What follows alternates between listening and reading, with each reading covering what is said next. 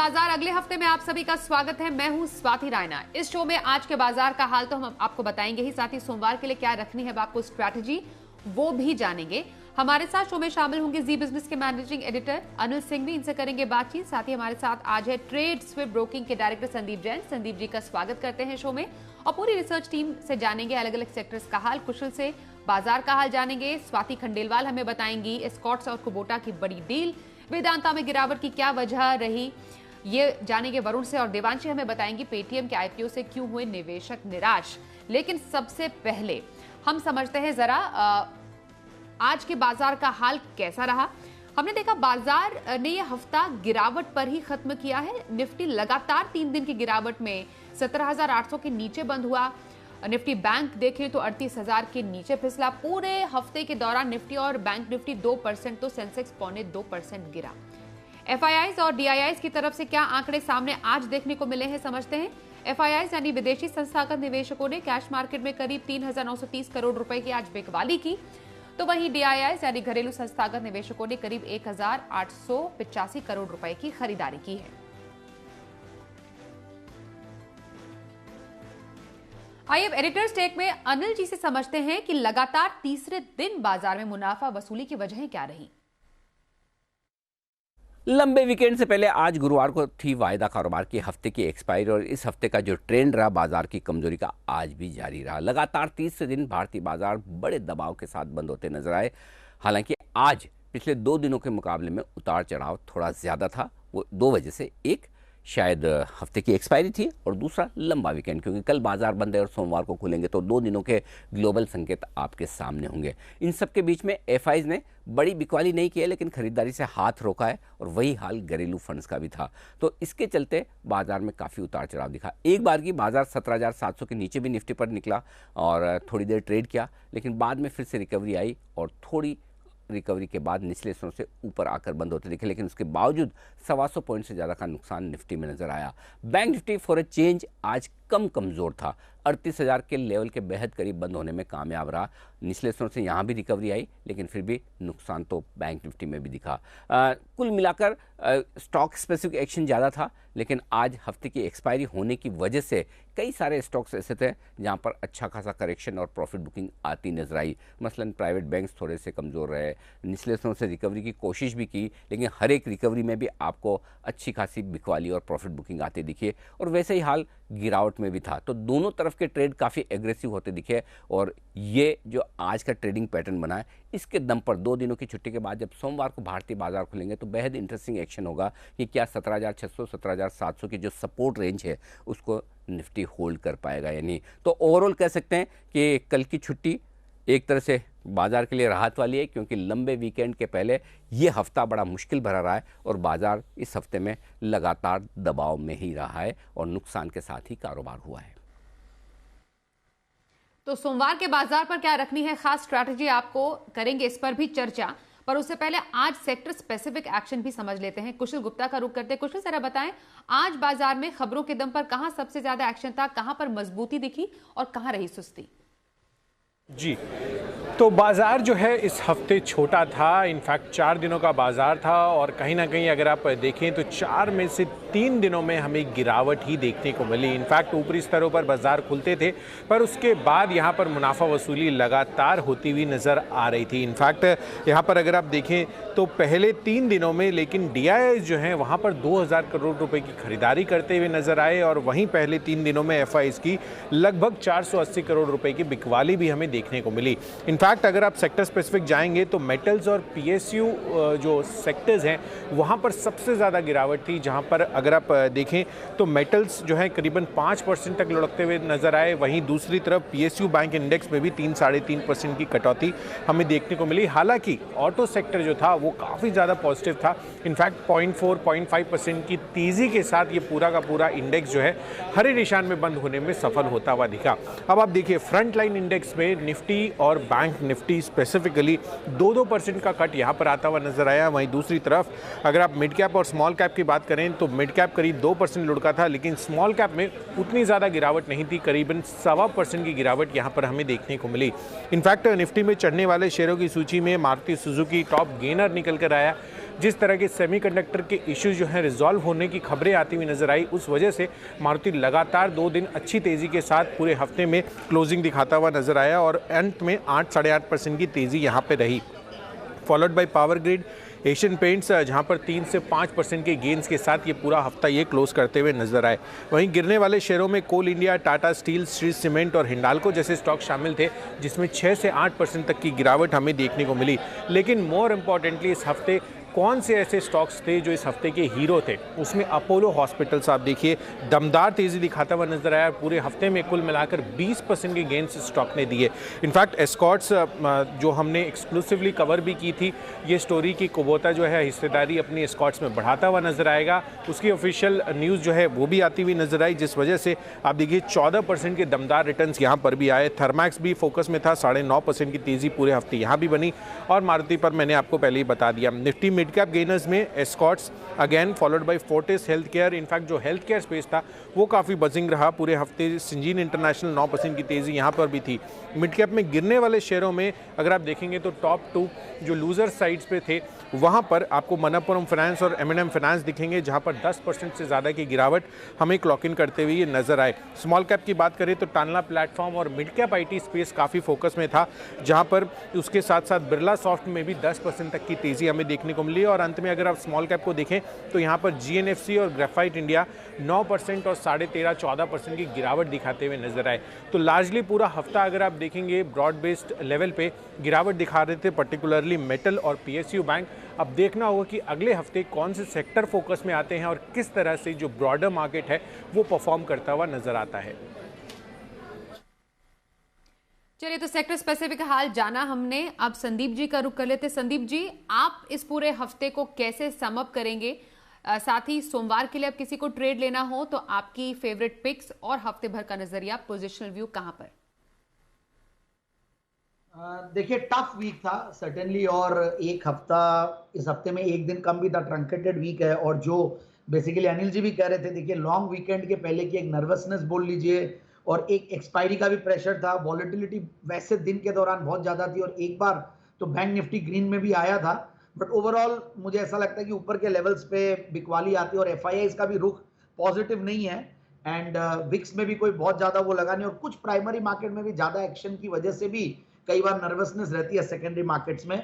So profit booking का माहौल बना हुआ है। Let's see how it goes, Monday के दिन कैसे जाता है। बट ओवरऑल मुझे ऐसा लगता है कि बाइंग की आइडियाज भी आज कम निकलने को मिली, बट फिर भी जिस तरीके से आज PSU बैंक्स ठीक थे, जैसा कि PNB है या SBI है, और बंद होते होते भी ठीक लग रहा था, तो इसलिए मैंने SBI को चुना है इंट्राडे FNO पिक के तौर पे मंडे के लिए, और 511 और 514 का टारगेट लगाए और 497 का स्टॉप लॉस।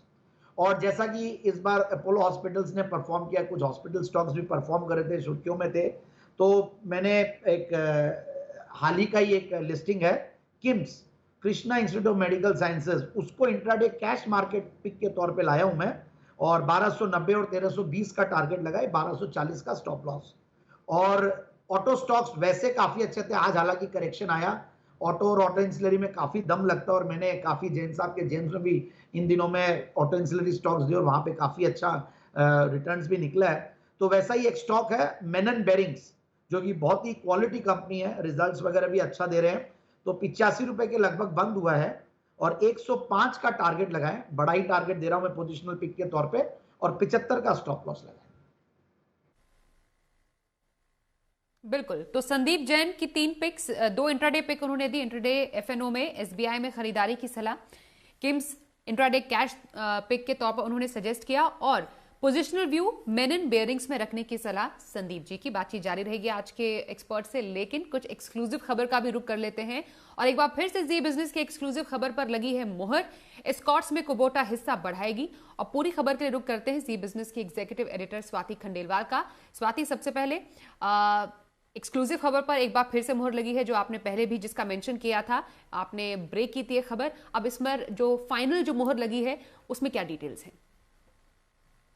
जी हाँ, जी बिज़नेस की खबर पर मोहर लगते हुए दिखी, और जैसा हमने आपको बताया था एग्जैक्टली वही हुआ।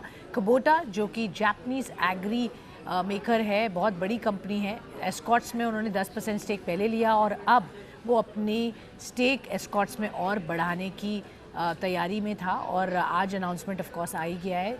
क्या है अनाउंसमेंट मैं आपको बता दूं, कुबोटा अब एस्कॉर्ट्स में ऑलमोस्ट 53.5% की हिस्सेदारी कर लेगा, यानी कि मेजॉरिटी स्टेक होल्डर बन जाएगा कंपनी में। एस्कॉर्ट्स जैसा हमने बताया अब एक MNC कंपनी हो जाएगी और जिस तरह से इसमें इन्वेस्टमेंट्स आएंगे, बहुत ही स्ट्रॉन्ग प्रोस्पेक्ट्स हैं अगर हम देखें इस बिज़नेस के, क्योंकि एस्कॉर्ट्स में अब ऑलमोस्ट 9,126 करोड़ रुपए यहाँ कुबोटा डालेगी। और अगर ओपन ऑफ़र की बात करें तो जो प्राइस डिसाइड हुई है पर शेयर वो 2,000 रुपये प्रति शेयर पर ओपन ऑफ़र आएगा। तो बहुत ही बड़ी डील और बहुत ही इम्पॉर्टेंट डील एस्कॉर्ट्स के लिए। हमने आपको कल ही बताया था कि ये इम्पॉर्टेंट अनाउंसमेंट आएगी कंपनी की तरफ से और आप देखिए ये एक kind of a game changer होगी एस्कॉर्ट्स प्रमोटर्स के लिए और एस्कॉर्ट्स की कंपनी के लिए, क्योंकि एक बड़ा निवेशक, वो भी स्ट्रेटेजिक निवेशक, इस कंपनी में अब मेजॉरिटी हिस्सेदारी के साथ कार्य करेगा। तो कुबोटा जापानीज़ एग्री मेजर ने एस्कॉर्ट्स में अपनी हिस्सेदारी बढ़ाई, ये खबर हमने सबसे पहले आप तक पहुँचाई। बहुत शुक्रिया स्वाति इस पूरी एक्सक्लूसिव खबर पर और ज्यादा डिटेल्स देने के लिए आपका। आगे बढ़ते हैं अगली खबर की ओर। बाजार को वेदांता की वैल्यू अनलॉकिंग की योजना बिल्कुल पसंद नहीं आई है और शेयर 8% भी टूट गया। पूरी खबर अच्छे से समझते हैं हमारे सहयोगी वरुण दुबे से। वरुण जरा बताएं वेदांता में गिरावट की वजह क्या रही और कंपनी के वैल्यूएशन कैसे हैं? देखिए, वेदांता के स्टॉक में जो गिरावट आई उसका कारण था इस कंपनी की तरफ से किया गया वैल्यू अनलॉकिंग का ऐलान। दरअसल इस कंपनी ने एडवाइजर्स को नियुक्त कर दिया है और कहीं ना कहीं अपना जो आयरन ओर का कारोबार है, जो एल्यूमिनियम का कारोबार है, जो ऑयल एंड गैस का कारोबार है, उसको ये कंपनी जो है वो अलग अलग तरह से स्टैंड अलोन एंटिटी करके कहीं ना कहीं उसका विभाजन करना चाहती है, कहीं ना कहीं उसको शिफ्ट करना चाहती है। और इसके लिए डीमर्जर या फिर स्पिन ऑफ, इस तरह की कोई भी अगर स्ट्रैटेजी हो, उसके लिए कहीं ना कहीं एडवाइजर्स को नियुक्त किया गया है। देखिए, इस कंपनी ने इसके पहले आपको याद होगा 2008 में एक रिस्ट्रक्चरिंग का ऐलान किया था। उसके तहत 2012-13 में सेसागोवा और स्टरलाइट इंडस्ट्रीज़ का मर्जर किया था और उसके बाद 2017-18 में केन इंडिया, सेसागोवा और स्टरलाइट इंडस्ट्रीज़ को वेदांता में विलय किया था। तो काफ़ी सारा विलय जो है कंपनी पहले ही कर चुकी थी और उसके बाद पिछले कुछ दिनों में खबर आ रही थी कि ये कंपनी अब डीलिस्टिंग करने वाली है। लेकिन अचानक कंपनी ने यह ऐलान किया कि अब वो फिर से एक बार डीमर्जर करना चाहती है। तो कहीं ना कहीं बाजार को ये बात जो है वो पसंद नहीं आई। अगर आप वैल्यूएशन के लिहाज से देखेंगे तो इस कंपनी का जो एल्यूमिनियम कारोबार है वो सबसे ज़्यादा रेवेन्यू जनरेट करता है। कुल रेवेन्यू में करीब 38% के आसपास जो एल्यूमिनियम कारोबार से आता है। दूसरा बड़ा कारोबार जिंक का है। इसके अलावा oil and gas, copper, iron और ये तमाम वो कारोबार है जो ये कंपनी करती है। हालांकि कॉपर का कारोबार जो है ट्यूटोरियल के प्लांट के बंद होने के चलते कहीं ना कहीं रुका हुआ है। इसके अलावा अगर आप पर शेयर की वैल्यू निकालने जाए तो सबसे ज़्यादा वैल्यू आती है इस कंपनी के जिंक के कारोबार की, जो करीब 259 रुपीज़ की है। एल्यूमिनियम 190 के आसपास है। ऑयल एंड गैस का करीब 57 रुपीज़ के आसपास की वैल्यू निकल के आती है। वैल्यू अगर आप देखेंगे तो इस कंपनी की काफ़ी ज़्यादा निकल के आती है, लेकिन एक बहुत बड़ी क्वेश्चन मार्क जो है अब इस कंपनी पे उठ रहा है, क्योंकि लगातार कंपनी जो है अपने प्लान्स में बदलाव कर रही है और ये मार्केट को पसंद नहीं आई और कहीं ना कहीं अनसर्टेनिटी है कि आगे किस तरह का शेयर स्वैप रेशियो होगा या फिर किस तरह का डीमर्जर या स्पिन ऑफ कंपनी करेगी, इसको लेके कोई क्लैरिटी नहीं है। और क्योंकि क्लैरिटी नहीं है, ये बात बाजार को पसंद नहीं आई और इसी के लिए आपने देखा कि स्टॉक में गिरावट देखने मिली। शुक्रिया वरुण और जानकारी देने के लिए। संदीप जी, वेदांता पर आपकी राय? देखिए, बहुत सही कहा वरुण जी ने। इनफैक्ट ये बात सही है कि पहले आप मर्जर कर रहे हो, फिर आप डीमर्जर की बात कर रहे हो और स्टैंड अलोन एंटिटीज को लिस्ट करवाने की बात कर रहे हैं। Too much of corporate action, और ये ग्रुप देखिए जाना जाता है too much of corporate action, और कहीं ना कहीं डीलिस्टिंग की चल रही थी। तो कहीं ये जो तेजी भी है, एक तो देखिए मेटल्स में वैसे भी माहौल अच्छा बना हुआ है, जितने भी मेटल्स है या एसेट क्लास जैसे कि क्रूड ऑयल है, वहां पे भी तेजी बनी हुई है, तो उसका बड़ा बेनिफिशियरी। तो एक ओवरऑल एक पोर्टफोलियो की तरह देखें तो ये कंपनी एक अच्छा प्ले था इन सब कमोडिटीज को प्ले करने का। बट मार्केट को पसंद नहीं आया तो एक बार करेक्शन आया। बट मुझे ऐसा लगता है कि ये रिएक्शन थोड़ा ओवर रिएक्शन के साइड में ही बोलूंगा मैं। सो लेट्स सी आगे क्या अनाउंसमेंट्स आते हैं। बट जिन्होंने ले रखा है वो एक बार पैनिक में एग्जिट ना करें, वो होल्ड करके रखें, क्योंकि वैल्यू काफी है। जैसा कि बताया गया कि एल्यूमिनियम बिजनेस का या जिंक का बिजनेस का या ऑयल एंड गैस सब सेगमेंट्स के अगर सम ऑफ द पार्ट्स अगर पूरे वैल्यूएशन देखें तो काफी हायर साइड पे है। सो मुझे लगता है कि it's a hold from my side. And कहीं ना कहीं और करेक्शन आए कुछ ओवर रिएक्शन में तो बाइंग भी की जा सकती है, कि अगर ऐसा अनाउंसमेंट आता तो 1 मिनट फिर से लगेगा कि कोई दूसरा अनाउंसमेंट आ जाए। सो आगे से आगे अनाउंसमेंट्स पे नजरें रखनी पड़ेगी, but it's a good hold. बिल्कुल, तो वेदांता जिनके पास है उनको होल्ड करने की सलाह संदीप जैन की तरफ से। अब अगले हफ्ते के इवेंट जरा समझते हैं। अगले हफ्ते किन ट्रिगर्स पर रहेगी बाजार की नजर? मानसी जरा बताएं कौन से मेन इवेंट्स अगले हफ्ते देखने को मिलेंगे? जी बिल्कुल, देखिए नतीजों का सीजन तो खत्म हो चुका है, लेकिन ट्रिगर्स कई सारे आते रहे हैं। आईपीओ के अपडेट्स भी कई सारे हैं और नए हफ्ते में भी कई सारे ट्रिगर्स हैं जो कि काफ़ी एक्शन पैक रहेंगे। एक एक कर सारे ट्रिगर्स आपके सामने रखती हूँ। 22 नवंबर के दिन यानी सोमवार के दिन गो कलर्स गो फैशन इंडिया लिमिटेड का आईपीओ जो है वो बंद हो जाएगा, जिसका प्राइस बैंड 655 से 690 रुपये प्रति शेयर तय किया गया है। इसी दिन जो भारतीय यूके में ट्रैवल करना चाहते हैं उनके लिए अच्छी खबर है। यूके भारत की कोवैक्सीन को अपनी अप्रूव्ड लिस्ट की कैटेगरी में शामिल कर लेगा, यानी कि जो भी जिन्होंने कोवैक्सीन ली है भारतीय ने और अगर यूके ट्रैवल कर रहे हैं तो उन्हें फिर सेल्फ आइसोलेशन वहां पर नहीं करना पड़ेगा। तो एक तरह से अच्छी खबर भारतीय सैलानियों के लिए जो कि यूके में ट्रैवल करना चाहते हैं। इसके अलावा 23 नवंबर के दिन लेटेंट व्यू आईपीओ की लिस्टिंग होने वाली है। प्राइस बैंड जिसका 190 से 197 रुपये प्रति शेयर तय किया गया। इसी दिन जापान के बाजार बंद रहने वाले हैं। 24 नवंबर के दिन इंडियन होटल्स पर नजर रखिए। 24 नवंबर से 8 दिसंबर तक इंडियन होटल्स का जो राइट्स इशू है वो खुला रहेगा, जिसकी प्राइस जो है 150 रुपये प्रति शेयर की है। राइट्स इशू के माध्यम से कंपनी 1982 करोड़ जुटाने की योजना बना रही है। इस दिन यूएस के Q3 जीडीपी के आंकड़े भी आते हुए दिखेंगे। तो 25 नवंबर यानी कि अगले गुरुवार की अगर हम बात करें, नवंबर सीरीज की एक्सपायरी होगी, महीने का आखिरी गुरुवार है और इसी दिन मंथली एक्सपायरी होती हुई हम देखेंगे। इस दिन MTNL पर नजर रखें। 25 नवंबर को आर्टिकल ऑफ एसोसिएशन में बदलाव पर वोटिंग होने जा रही है। इस दिन थैंक्स गिविंग के चलते यूएस के बाजार बंद रहेंगे। वहीं 26 नवंबर यानी कि शुक्रवार के दिन MRPL पर फोकस रखिए। ONGC के साथ मर्जर पर 26 नवंबर को एक बोर्ड बैठक होने वाली है जिस पर हमारी नजर रहेगी। इस दिन गोल्डियम इंटरनेशनल 46 करोड़ का बायबैक 26 नवंबर यानी शुक्रवार से लेकर 9 दिसंबर तक खुलने जा रहा है। प्राइस जिसका 1200 रुपये का तय किया गया है। और इस दिन भी थैंक्स गिविंग के चलते यूएस के बाजार जो हैं वो कुछ समय के लिए खुलेंगे। तो यूएस के मार्केट्स में कह सकते हैं अगले गुरुवार और शुक्रवार के दिन छुट्टी का माहौल रहेगा। सोमवार के बाजार पर स्ट्रैटेजी और बाजार के लिए अहम ट्रिगर समझते हैं अनिल जी से। सोमवार सुबह जब हम बाजार में ट्रेड के लिए लौटेंगे तो हमारे पास 2 दिनों के संकेत होंगे। गुरुवार और शुक्रवार को अमेरिकी बाजार कैसे रहते हैं और उसके अलावा सोमवार सुबह सुबह डाउ फ्यूचर्स का क्या हाल रहता है, इन सब पर रखेंगे नज़र। इसके अलावा आज के सेशन के एफआईज के और घरेलू फंड्स के खरीदारी बिकवाली के आंकड़े भी काफ़ी अहमियत वाले होंगे। पिछले 2-3 दिनों से बाजार कमज़ोर जरूर हुए हैं, लेकिन इस कमज़ोरी में एफआईज ने बिकवाली कम की है, बल्कि घरेलू फंड्स की बिकवाली ये भी कम हुई है, लेकिन ट्रेडर्स अपनी पोजीशन तेजी की लगातार कम करते हुए दिखे। ओवरसोल्ड मार्केट है, पुट कॉल रेशो इस लेवल पर है जहां पर आप कह सकते हैं कि बाजार में अब तेजी की पोजीशन कम बची है, मंदी की पोजीशन ज़्यादा है, लेकिन उसके बावजूद एक अच्छी और साइजेबल रिकवरी अब तक आ नहीं पाई। तो अगर 2 दिनों में ग्लोबल मार्केट से संकेत अच्छे मिलते तो बाजार एक बार फिर से मजबूती दिखाकर 18,000 की तरफ जाने की कोशिश कर सकता है, क्योंकि हल्के हैं बाजार और उसके बाद देखेंगे आगे क्या कुछ होता है। वही हाल बैंक निफ्टी का हो सकता है, 38,500 के आसपास जाने की कोशिश कर सकता है और उसके बाद देखेंगे क्या कुछ होता है। जहां तक सपोर्ट का सवाल है, 37,500 के आसपास बैंक निफ्टी पर सपोर्ट है और निफ्टी पर 17,700 के नज़दीक, इससे थोड़ा सा नीचे 17,625 17,700 ये सपोर्ट के तौर पर काम करेगा सोमवार के लिए। तो ओवरऑल कह सकते हैं कि इस हफ्ते की कमजोरी और इस हफ्ते के भारी उतार चढ़ाव के बाद अगला हफ्ता बाजार के लिए थोड़ा स्टेबल रह सकता है, थोड़ा रेंज बाउंड रह सकता है, लेकिन अल्टीमेटली 2 बड़े ट्रिगर्स हैं, एक तरफ ग्लोबल मार्केट्स और दूसरी तरफ घरेलू फंड और एफआईज का एक्शन। ये बाजार की दशा दिशा तय करेगा अगले हफ्ते के लिए। आइए अब सोमवार के लिए ऑप्शन स्ट्रैटेजी समझते हैं। चॉइस ब्रोकिंग के सुमित बगड़िया हमारे साथ है। सुमित जी, बहुत स्वागत है आपका शो में। सोमवार की ऑप्शन स्ट्रैटेजी कहाँ? नमस्कार स्वाति, गुड इवनिंग। देखिए, मार्केट में अच्छी खासी वॉलेटिलिटी चालू है और सडन स्विंग्स देखने को मिल रहे हैं। आज की जो क्लोजिंग है उसको देखते हुए लगता है कि थोड़ा सा वीकनेस देखने को मिल सकता है, तो 2 स्टॉक सेल साइड वाले ढूंढे हैं। बजाज ऑटो में वीकनेस दिख रहा है, 3550 का पुट लेने का सलाह रहेगा 39 रुपीज के आसपास। 29 रुपीज का इसके अंदर स्टॉप लॉस लगाना है और टारगेट रहेगा 50 रुपए से लेकर 55 रुपए तक का।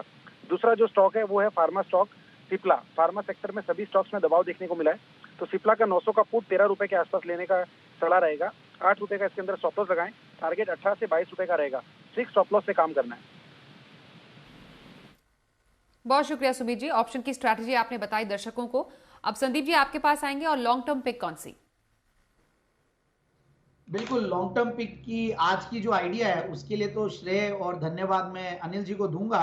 क्योंकि आज जब दोपहर के शो में हम लोग बातचीत कर रहे थे तो HIL के ऊपर उन्होंने सवाल पूछा और HIL आज ग्रीन में भी था। देखिए ऐसे मार्केट्स में भी आज ये स्टॉक ग्रीन में था और ये सेक्टर बहुत बढ़िया लगता है क्योंकि एक तो क्या ओवरऑल करेक्शन ऊपर के लेवल से बहुत हुआ है और आप देखिए 6,758 के भाव के बाद अगर कोई चीज 4300-4400 रुपए में मिलती है 4500 में, तो ये बहुत अट्रैक्टिव लेवल्स है। तो इसीलिए इस स्टॉक को मैं लेने की राय दे रहा हूं। एक तो ये बहुत ही बेहतरीन एक सारे बिल्डिंग मटेरियल्स और बिल्डिंग सॉल्यूशंस दे रहा है। 1946 से कंपनी कार्यरत है। चारमीनार नाम की इनकी ब्रांड है। बिरला, एरोकॉन या चारमीनार फॉर्च्यून, ये सारी चीज बनाते हैं ये लोग। पीईबी में भी है, फिर एस्बेस्टस शीट्स बनाते हैं और काफी सारे बिल्डिंग मटेरियल्स और सॉल्यूशंस देते हैं। करीब 16 से ज्यादा प्लांट्स है इनके, 21 प्लांट्स है, सॉरी 16 नहीं, और 80 कंट्रीज में लोग ग्लोबली एक्सपोर्ट करते हैं और फंडामेंटल्स बहुत सस्ते हैं। आप देखिए सिर्फ 13 के पी मल्टीपल पे ये स्टॉक काम कर रहा है। Return on capital employed 25%, return on equity 30% और पिछले 3 साल में गजब की ग्रोथ कंपनी ने दिखाई है क्योंकि जो नए सेगमेंट्स में लोग एंट्री लिए वो बहुत कारगर साबित हुए कंपनी के लिए। तो 52% की ग्रोथ रही है सेल्स में, पिछले प्रॉफिट में पिछले 3 साल की कैगर, और सेल्स की ग्रोथ 33-34%। सो ओवरऑल एंड सितंबर का रिजल्ट देखना भी बहुत जरूरी होता है। सितंबर का रिजल्ट थोड़ा सा बाकी क्वार्टर्स के मुकाबले कमजोर था क्योंकि एक तो मॉनसून भी था और कुछ जनरली ये क्वार्टर थोड़ा वीक रहता है इनका, तो उसकी वजह से करेक्टेड भी है। तो इसलिए मुझे लगता है कि ये बहुत बढ़िया लेवल है, ऑलमोस्ट अपने 200 डेमास के आसपास मिल रहा है स्टॉक, तो बिल्कुल ले। और 5190, 5320 ये 2 टारगेट्स है लॉन्ग टर्म पिक के तौर पे HIL limited, Hyderabad industries limited. तो HIL में लॉन्ग टर्म खरीदारी करने की सलाह संदीप जैन की। बहुत शुक्रिया संदीप जी, आप हमारे साथ आज के शो में शामिल हुए।